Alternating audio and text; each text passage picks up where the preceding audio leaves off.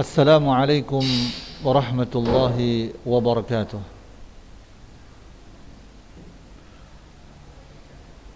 Alhamdulillah wassalatu wassalamu ala Rasulillah wa ala alihi wa sahbihi wa mawalah. Anak-anak Ustaz yang Ustaz cintai dan Ustaz banggakan,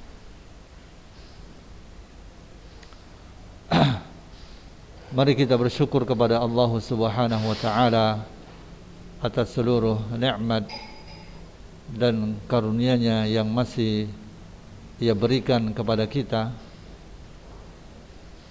Kemudian salawat dan salam kepada Rasulullah sallallahu alaihi wasallam dan seluruh para sahabatnya serta para pengikutnya sekalian. Anak-anak Ustaz yang Ustaz cintai, pembahasan kita pada pagi hari ini adalah berkenaan mengenai tentang babu mirasil hamli, bab mengenai warisan untuk al-hamli, ya, janin, ya, janin yang dikandung dalam perut ibunya, ya, baik laki-laki maupun perempuan. Wal khunsa al muskil, dan warisan untuk banci, ya, warisan untuk banci.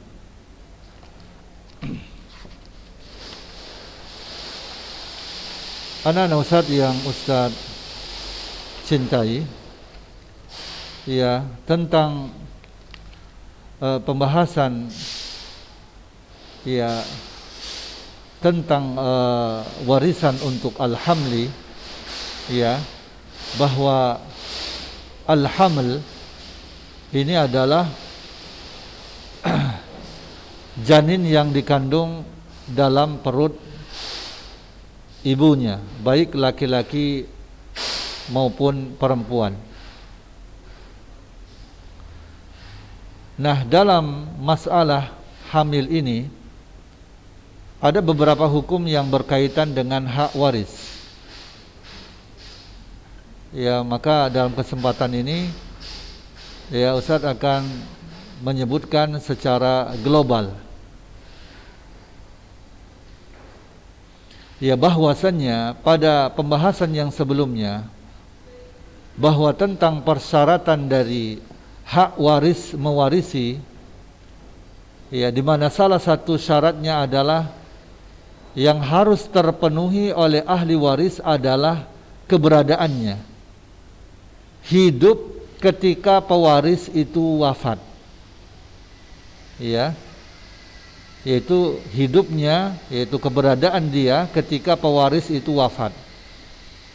Dengan demikian, bagi janin yang masih di dalam kandungan ibunya belum dapat ditentukan hak waris yang diterimanya, karena belum dapat diketahui secara pasti keadaannya, apakah bayi tersebut akan lahir selamat atau tidak, laki-laki atau perempuan, satu atau kembar. Nah, setelah bayi tersebut lahir dalam keadaan hidup, maka kita nyatakan bahwa ahli waris dalam keadaan hidup pada saat pewaris wafat. Ya, demikian juga jika ia lahir dalam keadaan mati, maka kita nyatakan bahwa ahli waris tidak ada ketika pewaris itu wafat. Maka secara ringkas dapat dikatakan, selama janin yang dikandung belum dapat diketahui dengan pasti keadaannya, maka mustahil bagi kita untuk menentukan jumlah bagian waris yang harus diterimanya. Karena itu, untuk mengetahui secara pasti, kita harus menunggu setelah bayi itu lahir. Namun demikian, tidak tertutup kemungkinan kita dihadapkan pada keadaan darurat menyangkut kemaslahatan sebagian ahli waris yang mengharuskan kita untuk segera membagi harta warisan dalam bentuk awal. Setelah itu, barulah kita bagikan kepada masing-masing ahli waris secara lengkap setelah kelahiran bayi. Ya, setelah kelahiran bayi berkaitan dengan hal ini. Para pakar faraid menjelaskan hukum-hukum khusus secara rinci dengan menyertakan berbagai pertimbangan demi menjaga kemaslahatan ahli waris yang ada. Ya. Syarat hak waris janin dalam kandungan. Ya. Jadi janin dalam kandungan berhak menerima warisan dengan memenuhi 2 syarat. Yang pertama, janin tersebut diketahui secara pasti keberadaannya dalam kandungan ibunya ketika pewaris wafat. Yang pertama, janin tersebut diketahui secara pasti keberadaannya dalam kandungan ibunya ketika pewaris wafat. Kemudian yang kedua, bayi dalam keadaan hidup ketika keluar dari perut ibunya, sehingga dapat dipastikan sebagai anak yang berhak mendapatkan warisan. Nah, syarat pertama, janin tersebut diketahui secara pasti keberadaannya dalam kandungan ibunya ketika pewaris wafat. Syarat pertama ini dapat terwujud dengan kelahiran bayi dalam keadaan hidup dan keluarnya bayi dalam kandungan maksimal 2 tahun sejak kematian pewaris. Jika bayi yang ada dalam kandungan itu anak pewaris,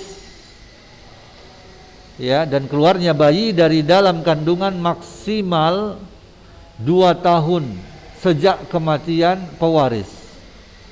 Jika bayi yang ada dalam kandungan itu adalah anak pewaris.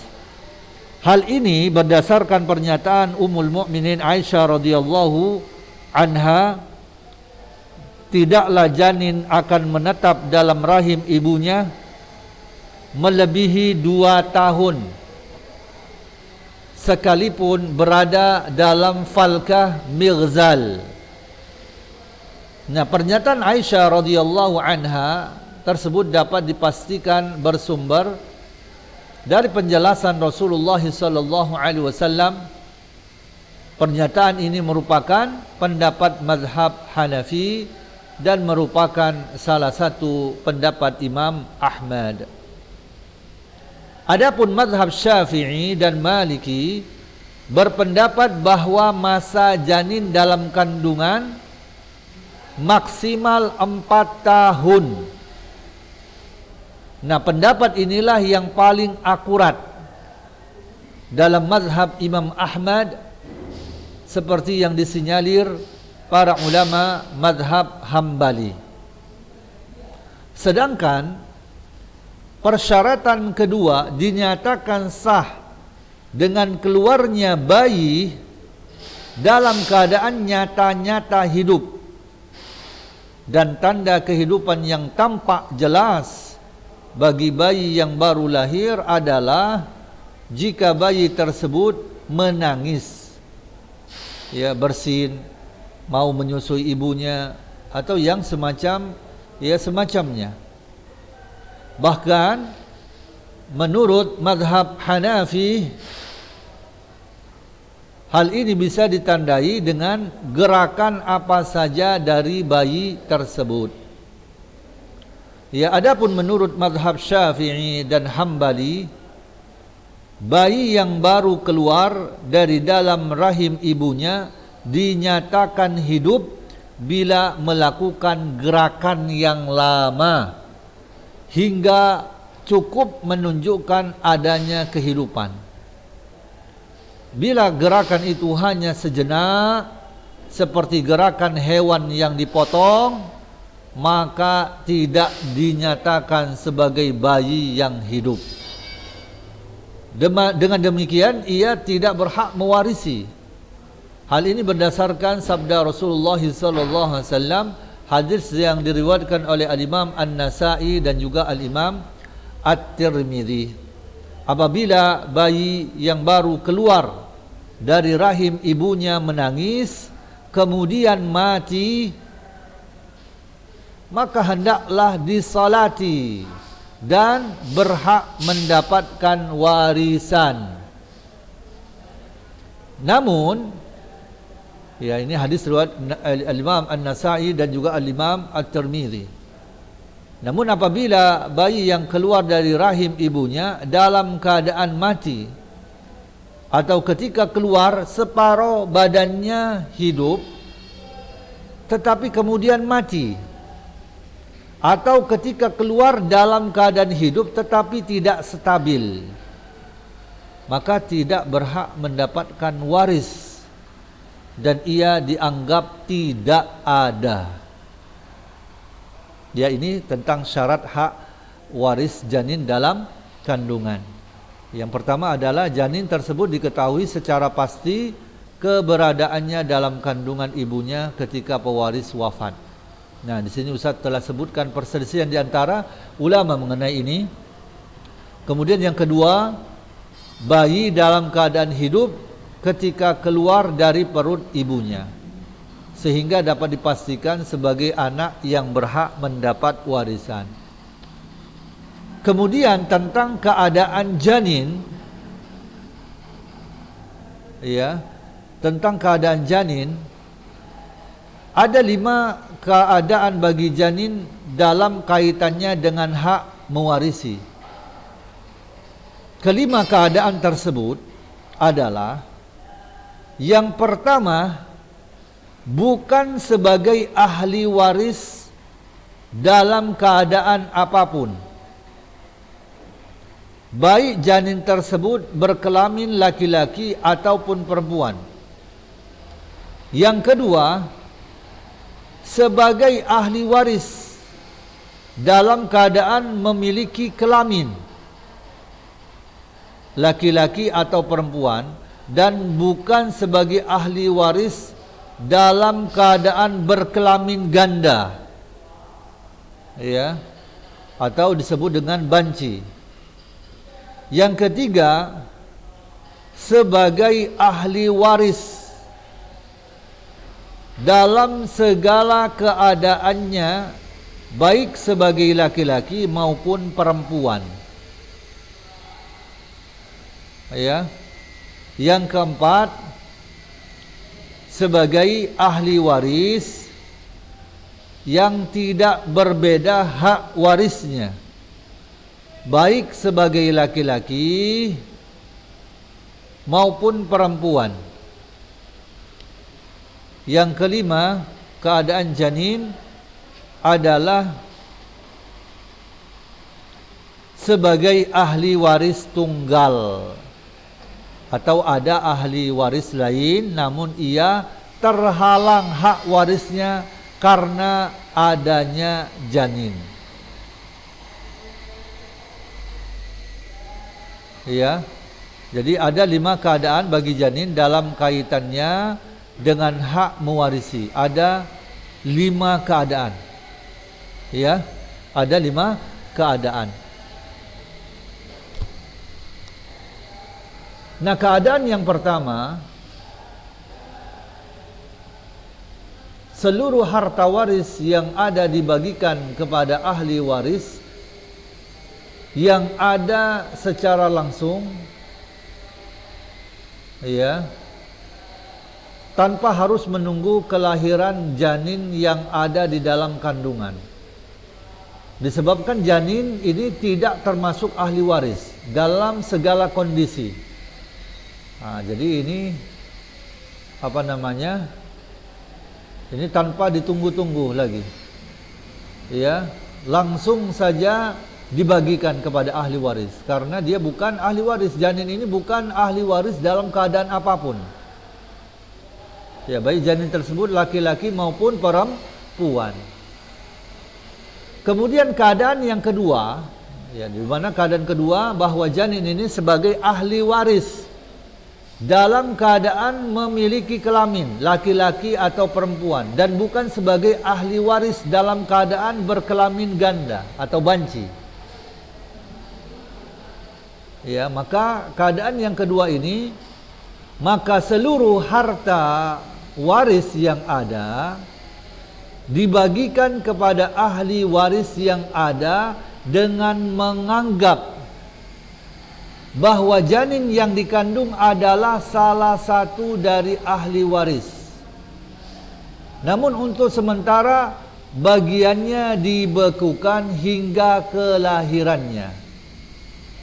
Setelah janin lahir dengan selamat, maka hak warisnya diberikan kepadanya.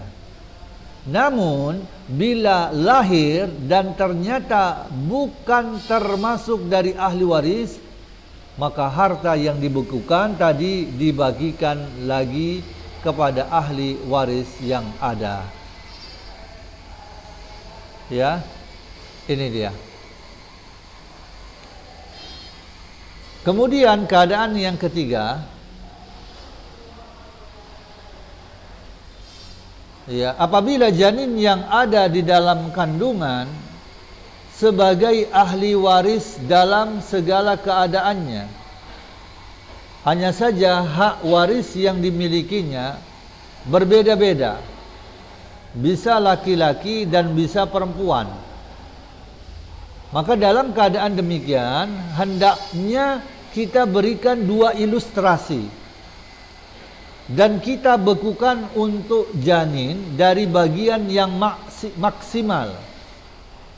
Ya, sebab boleh jadi jika bayi itu masuk kategori laki-laki, ia akan lebih banyak memperoleh bagian daripada bayi perempuan. Atau terkadang terjadi sebaliknya. Ya, jadi hendaknya kita berikan bagian yang lebih banyak dari jumlah maksimal kedua bagiannya, dan hendaknya kita lakukan pembagian dengan 2 cara, dengan memberikan bagian ahli waris yang ada lebih sedikit dari bagian masing-masing.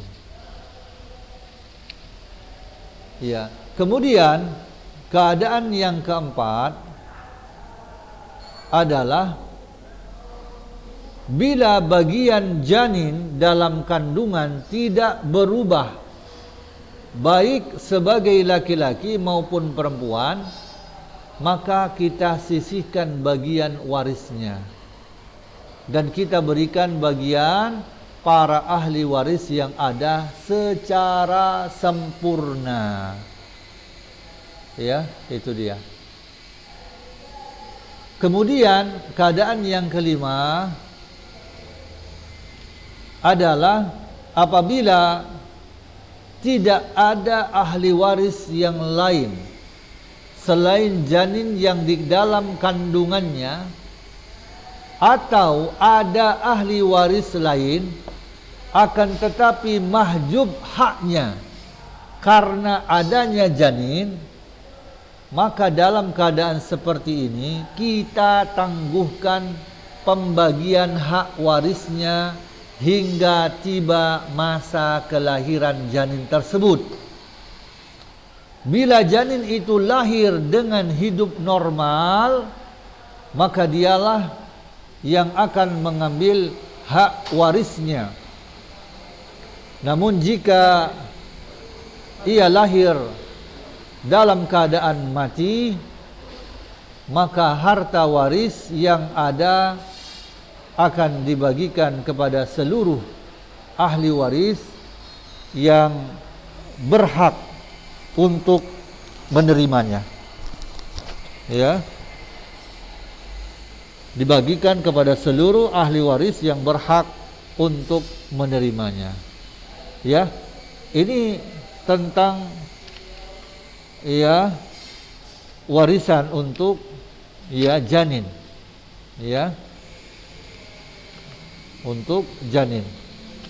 Sedangkan tentang al-khuntha, ya, yaitu banci, maka menurut para fuqaha, ya, banci itu adalah orang yang mempunyai alat kelamin laki-laki dan kelamin wanita. Itu dia maksudnya. Yang dimaksud dengan banci di sini adalah orang yang mempunyai alat kelamin laki-laki dan kelamin wanita, atau bahkan tidak mempunyai alat kelamin sama sekali. Maka dalam keadaan yang kedua ini menurut para fuqaha dinamakan sebagai al-khuntha muskil. Ya. Keadaan yang kedua ini, ya, menurut para fuqaha dinamakan khuntha muskil. Artinya tidak ada kejelasan. Ya, sebab setiap orang seharusnya mempunyai alat kelamin yang jelas. Ya. Bila tidak berkelamin laki-laki berarti berkelamin perempuan. Nah, kejelasan jenis kelamin seseorang akan mempertegas status hukumnya, sehingga ia berhak menerima harta waris sesuai bagiannya. Ya, sesuai bagiannya. Jadi tentang wal khuntha al muskil di sini, yaitu banci di sini maksudnya adalah al khuntha muskil adalah yang memang seseorang itu dia tidak mempunyai alat kelamin sama sekali. Ya, jadi tentang pembahasan tentang al khuntha al muskil ini insyaallah nanti ke depan kita akan bahas ya secara tersendiri. Jadi pembahasan kita pada hari ini hanya berkenaan tentang pembahasan mengenai al-haml, ya, mengenai warisan untuk janin, ya, sebagaimana ini telah Ustaz jelaskan, ya, tentang masalah al-haml ini. Ya, mungkin Ustaz padakan sampai di sini saja pembahasan kita. InsyaAllah nanti ke depan kita akan lanjutkan kembali dan kita masuk kepada pembahasan mengenai al-khuntha al-muskil. Ya, seseorang yang sama sekali tidak memiliki alat kelamin, baik alat kelamin laki-laki maupun alat kelamin perempuan. Mungkin ini saja yang bisa Ustaz sampaikan. Wassallallahu ala nabiyyina Muhammad wa ala alihi washabbihi wasallam. Wassalamualaikum warahmatullahi wabarakatuh.